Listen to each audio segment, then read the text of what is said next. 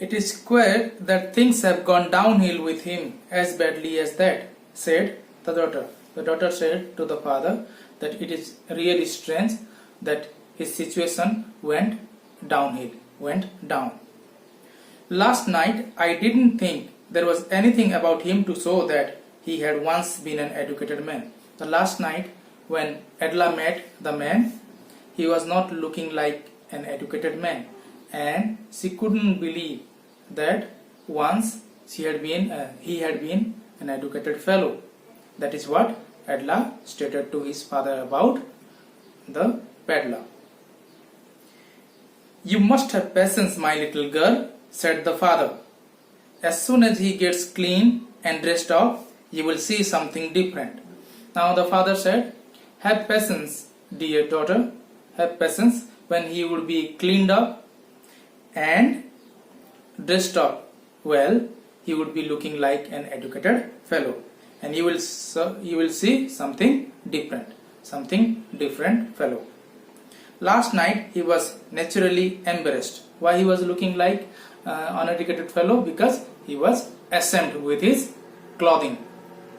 The tramp manner will fall away from him with the tramp cloth. When the cloth would be removed, then he would be looking like an educated fellow. So have patience, Adela, said the father to Adela. Just as he said this, the door opened and the stranger entered. And when he ended his sentence there, that time the door opened and the stranger entered the room. Yes, now he was truly clean and well dressed, and this time he was totally clean and dressed well and came in. The valet, the assistant, had bathed him, cut his hair and shaved him. It is the valet, the assistant, helped him to be clean. Moreover, he was dressed in a good-looking suit of clothes which belonged to the ironmaster. And this time he was wearing the ironmaster's cloth. This was suit, blazer suit. He wore a white shirt and a starch collar and whole shoes. Now he was totally well dressed up.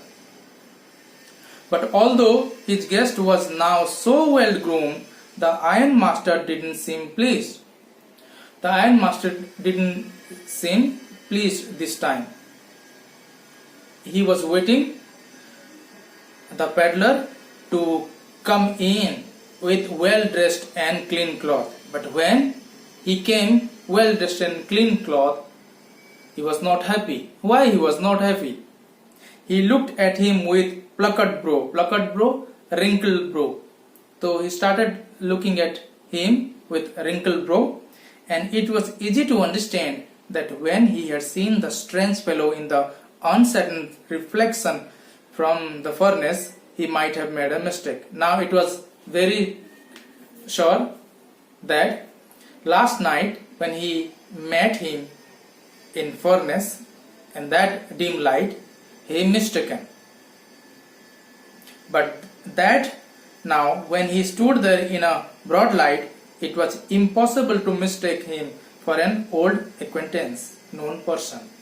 So now this time when it is daylight, broad light, now he is not going to make any kind of mistake.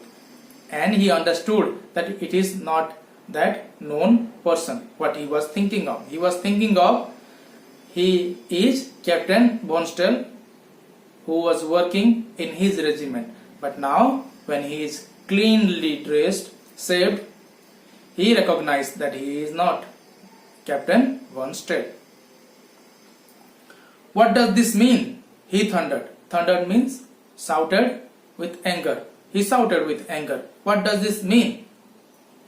The stranger made no attempt to dissimulate. Dissimulate means show false appearance. This time he didn't try to mislead him because he is damn sure that the ironmaster recognized him.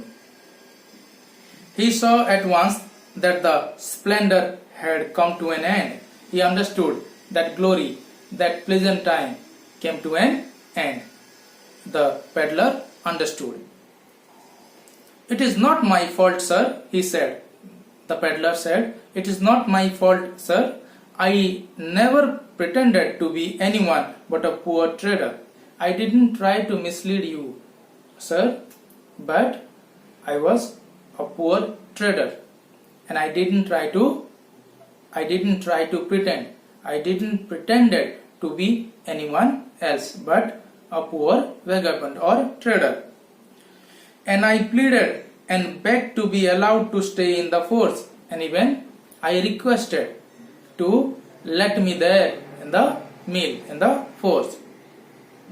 But no harm has been done.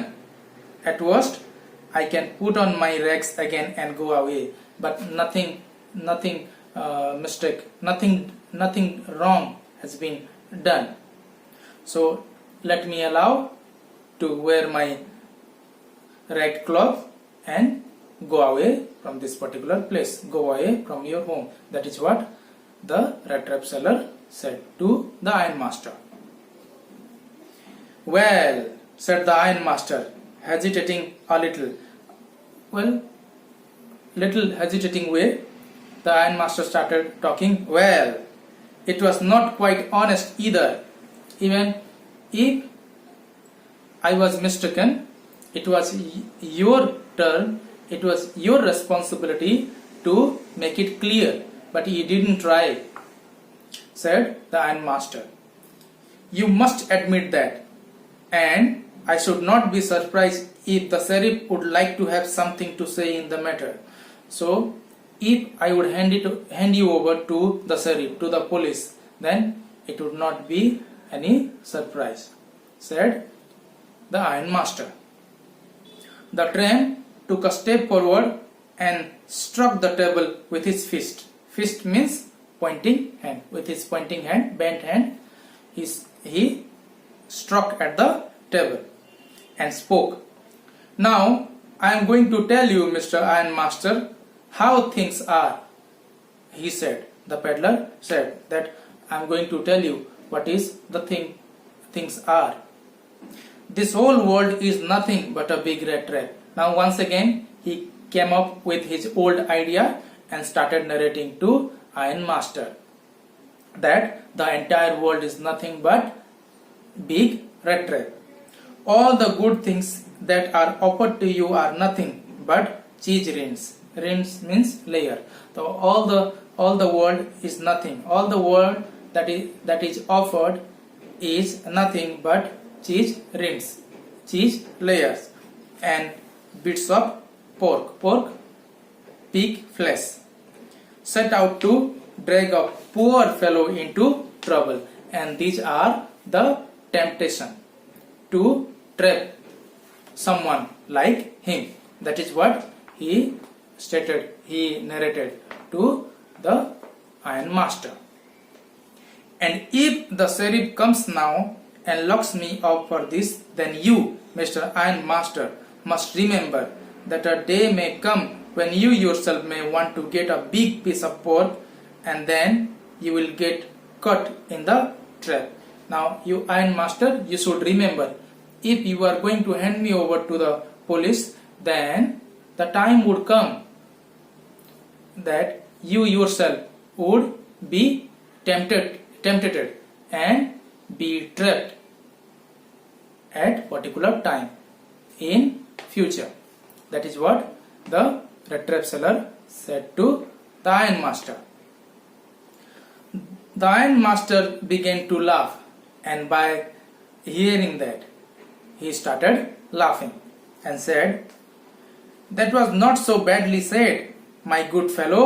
Perhaps we should let the sheriff alone in Christmas Eve." "Oh, whatever it is, you Rattrap seller, but now I'm not going to hand you over to the police, but now get out of here as fast as you can. But it would be better you get out of my home as quick as possible," said the ironmaster. But just as the man was opening the door, the daughter said, "I think he ought to stay with us today." And he was about to open the door and about to leave the place. That time it was the young girl Adla came in, and spoke, I think he ought to stay with us today. She started talking to her father that he should stay with us today. I don't want him to go. And with that she went and closed the door, and she said that he is not going to leave our home today, by telling that he went towards the door and closed the door. What in the world are you doing? Said the father. The ironmaster was surprised with the behavior of Edla and spoke, What are you doing? The daughter stood there quite embarrassed. The daughter, Edla, stood there quite ashamed and hardly knew what to answer. She had no idea what to answer to the father's question.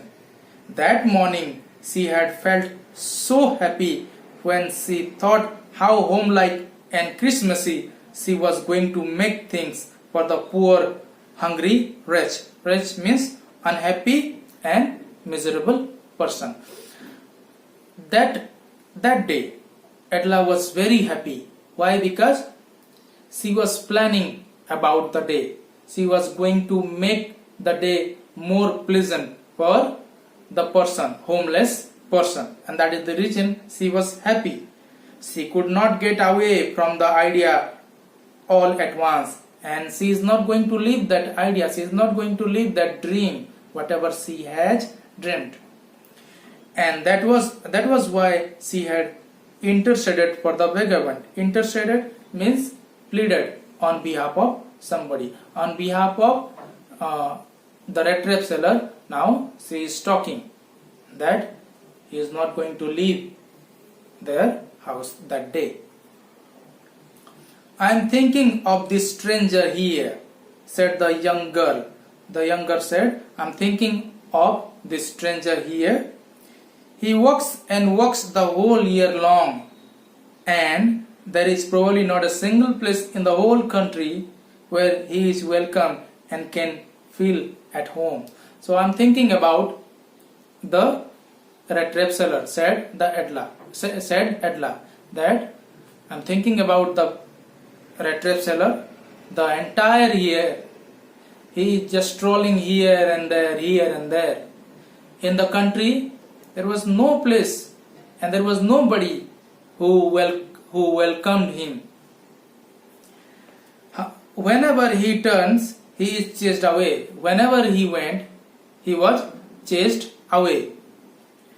Always he is afraid of being arrested and cross-examined. Always he was frightened to be arrested, and even he was cross-examined, cross-questioned. I should like to have him enjoy a day of peace with us here, just one in the whole year. Now what I want him to stay here and enjoy at least one peaceful day in our home, at least one in the whole year, at least a single day. The ironmaster mumbled. Mumbled means speak inaudibly. The ironmaster mumbled something in his beard. He could not bring himself to oppose him, and he had no way to oppose his young girl, Edla. It was all a mistake, of course, she continued. Edla continued that yes, it was really a mistake, recognizing that fellow. But anyway, I don't think we ought to chase away a human being whom we have asked to come here. But whatever it is, we should not chase away any person to whom we have invited to our home, and to whom we have promised Christmas cheer, and to whom we have promised a peaceful Christmas, a better and pleasant Christmas. So we should not chase him away, because we only invited him, said Edla to her father. You do preach worse than a person, said the ironmaster. You do preach worse than a person? That means you have the better convincing power, better than person, said the ironmaster. He gave up. I only hope you won't have to regret this. And he said that he only hoped that she would not be regretted later on. The young girl took the stranger by the hand and led him up to the table. And the young girl Adela took him to the table. Now sit down and eat, she said, for she could see that her father had given him. That she could see that her father had gave up. And now Adela took the peddler to the dining table and asked him to eat.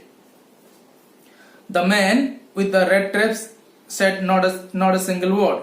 He only sat down and helped himself to food. Even he didn't speak. The peddler didn't speak a single word. He sat and started eating. Time after time, he looked at the young girl who had interceded for him, who has argued for him, who has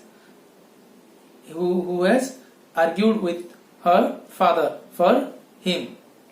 And the peddler was thinking why she has done for him and why she done it. What could the crazy idea be? What was the crazy idea in her mind, and why she tried to save him, why she tried to help him and save him from chased away from the home. That is what he started thinking. The peddler started thinking about the girl Adela.